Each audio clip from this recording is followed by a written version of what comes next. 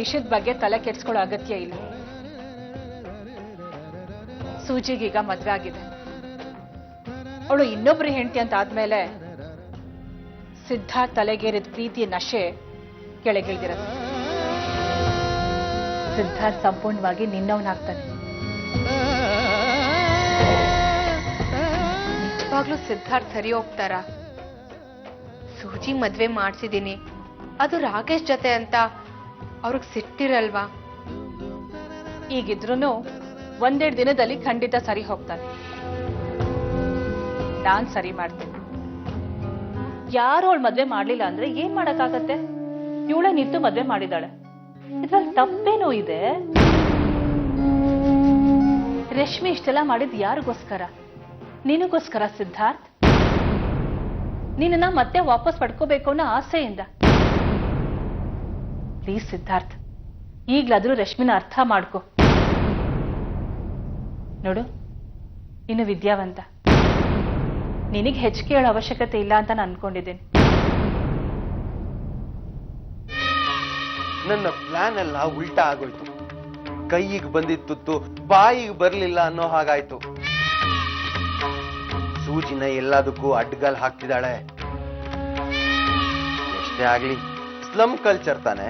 ಮೊದಲು ಈ ಸೂಜಿನ ಇಲ್ಲಿಂದ ಓಡ್ ಹೋಗೋ ಹಾಗೆ ಮಾಡ್ಬೇಕು. ಅಪ್ಪ ಬಾಡಿಗೆ ಕೇಳಕ್ ಕಳ್ಸಿದ್ದ, ನಿಮ್ ಮನೆಗೆ ಹೋಗಿದ್ದೆ. ಬಾಡಿಗೆ ಕೊಡದೆ ಕದ್ದೋಡಾಡ್ತ್ಯಾ, ನನ್ಗೆ ಹೊಡಿತ್ಯಾ?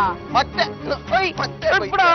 ಮತ್ತೆ ನನ್ನನ್ನೇ ಕದ್ದು ಓಡಾಡ್ತೀನಿ ಅಂತೇನಾ? ಇನ್ನೊಂದ್ಸಲಿ ಹಂಗನ್ನೋಡು, ಕೈ ಕಾಲು ಎರಡನ್ನು ತಿರ್ಚ್ಬಿಡ್ತೀನಿ. ಆ ಮುರಿದೋಗಿರೋ ಮುರುಕ್ಲು ಜೋಪ್ಟಿಗೆ ಯಾವನ ಕೊಡ್ತಾನ ಬಾಡಿಗೆ? ಬಾಡಿಗೆ ಬಾಡಿಗೆ ಬೇಕಾ? ಬಾಡಿಗೆ ಏನು ರಾಕೇಶ ನಿನ್ಗೆ ಹೊಡೆದ್ನ? ಬಾಡಿಗೆ ಕೊಡೋ ಅಂದ್ರೆ ತಲೆ ಮೇಲೆ ಹೊಡೆದು ಕಳ್ಸೋನೆ. ಅವನ್ಗೇನೋ ಗ್ರಹಚಾರ ಕಾದಿದೆ ಅಂತ ಕಾಣಿಸುತ್ತೆ. ಬಾಡಿಗೆ ಕೊಡದೆ 6-7 ತಿಂಗಳಾಯ್ತು. ಪರದೇಶಿ ಮುಂಡೆದು ಇವತ್ತು ಕೊಡ್ತಾನೆ ನಾಳೆ ಕೊಡ್ತಾನೆ ಅಂತ ಸುಮ್ಮನೆ ಇದ್ರೆ ನಿನ್ನ ಮೇಲೆ ಕೈ ಮಾಡೋಷ್ಟು ಸೊಕ್ಕ ಅವನ್ಗೆ. ಅಪ್ಪ ಹಳೆ ಬಾಕಿ ಇರ್ಲಿ, ಇನ್ಮೇಲೆ ಅವ್ನ್ ಬಾಡಿಗೆನೆ ಕೊಡಲ್ವಂತೆ. ಯಾಕಂತೆ? ಮೈಸೂರು ಮಹಾರಾಜರು ಆ ಜಾಗನ ಅವನ್ಗೆ ಉಮ್ಳಿ ಬರ್ಕೊಟ್ಟಿದ್ರಂತ. ಅವನು ಮದ್ವೆ ಮಾಡ್ಕೊಂಡ್ ಬಂದವನಂತೆ.